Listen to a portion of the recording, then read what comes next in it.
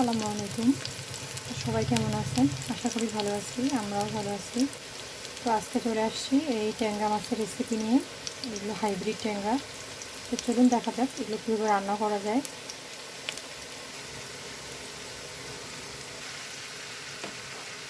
তো এখানে আমার পেঁয়াজটা ভাজা হয়ে গেছে। আমি এখানে সমস্ত মশলাগুলো দিয়ে দিব। তো মাছের মধ্যে যা যা মশলা দেওয়া হয় তার প্রত্যেকটা আমি এখন এখানে দিব।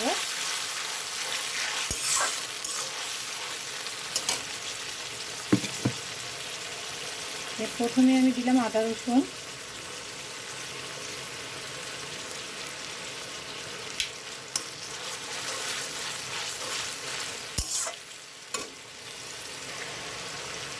তারপর এখানে দিলাম লবণটা প্রথমে দিয়ে দিলাম। আর একটা কথা খেয়াল রাখবেন যে প্রত্যেকটা জিনিসের কিন্তু একটা নির্দিষ্ট মাপ আছে, যে যখন পরিমাণটা একটু বেশি হয়ে যায় তখন কিন্তু সেটা খেতে ভালো লাগে না। তো এই জন্য নির্দিষ্ট মাপটা অবশ্যই মেনটেন করতে হবে। মেনটেনে সব কিছু কিন্তু ঠিক থাকে। তো তেমনই হচ্ছে আমাদের রান্নাবান্নাটা তেমন একটা জিনিস, যে প্রত্যেকটা মশলার মাপ যখন ঠিক থাকবে রান্নাটাও ভালো হবে এবং খেতেও অনেক মজাদার হবে।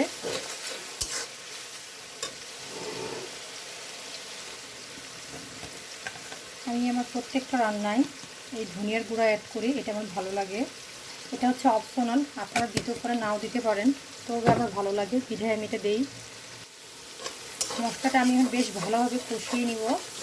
মশলা আমরা যত ভালোভাবে কষিয়ে নিব তার টেস্টটা তত বেশি আসবে আর ফ্লেভারটা তত বেশি ভালো হবে। এটি যে মশলার যে একটা মশলা গন্ধ থাকে সেটা চলে যাবে আর টেক্সচারটা খুব ভালো আসবে। তো এখানে মোটামুটি আমার মশলা কষানো হয়ে গেছে এবং কোনো গন্ধ নেই। তো এখানে আমি ট্যাংরাটা আজকে আলু দিয়ে রান্না করব, আলু আর টমেটো দিয়ে। তো এটা আমি অ্যাড করে নিলাম। প্রথমে খুব ভালোভাবে কষিয়ে নিব।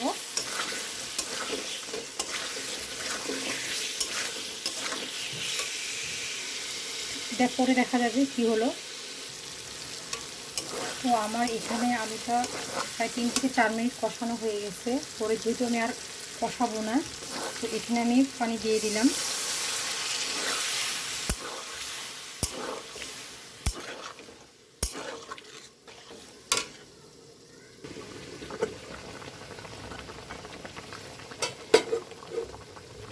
তো দেখুন আমার আলু বরফ দিয়ে দিছে, কিন্তু সিদ্ধ হয় নাই। আমি ঝোলটাও একবারে দিয়ে দিছি। যখন দেখবো যে আলুটা পানিটা বরফ দিয়ে দিছে আর মাছটাও আমি ভাজি নাই, তো তখন আমি কি করব, এই মাছগুলো একে একে ছেড়ে দিব।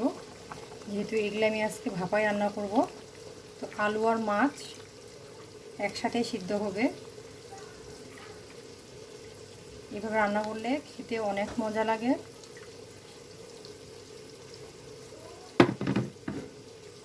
এটা আমি এখন নেড়ে চেড়ে নিব।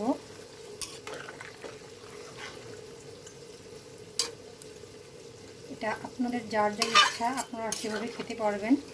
আমরা এটা ভেজেও খাই, এভাবেও খাই, আবার পেঁয়াজ দিয়ে কষিয়েও রান্না করলে ভালো লাগে, দো পেঁয়াজা করলে। তো আজকে আমি এটা নতুন আলু দিয়ে এভাবে রান্না করলাম। আপনারা অবশ্যই এভাবে রান্না করে দেখবেন, খেতে অনেক ভালো লাগবে।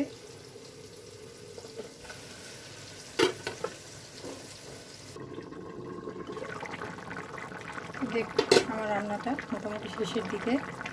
মাছগুলোর কী অবস্থা আপনাদের দেখাই। এই যে মাছগুলো মোটামুটি সিদ্ধ হয়ে গেছে, গা থেকে চামড়াগুলো ছাড়াছাড়ি আসছে। এই যে তারপর মাছটা আমার হয়ে যাচ্ছে। আর এই মাছটা খুব একটা বেশি সিদ্ধ করতে হয় না। আলুটা দেখাই দিই। আলুটা আরেকটু সিদ্ধ হবে, ঝোলটা আরেকটু শুকায় আসলেই আমার রান্না কমপ্লিট। আলুটা সিদ্ধ হয়ে যাবে।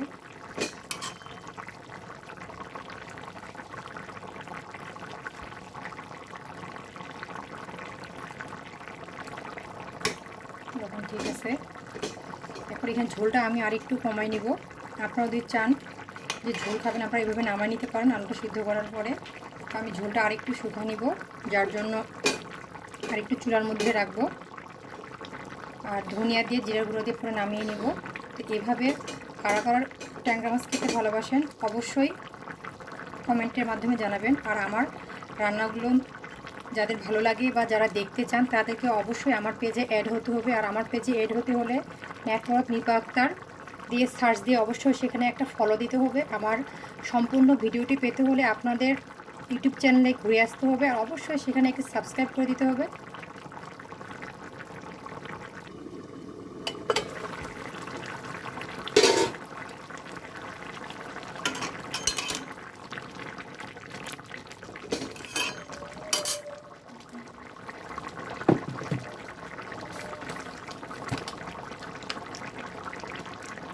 আমি জিরার গুঁড়ো অ্যাড করলাম।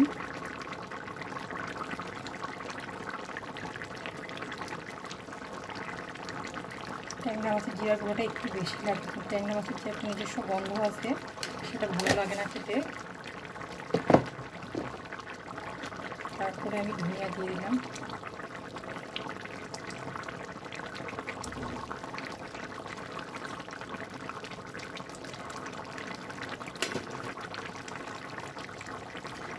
রান্না কমপ্লিট।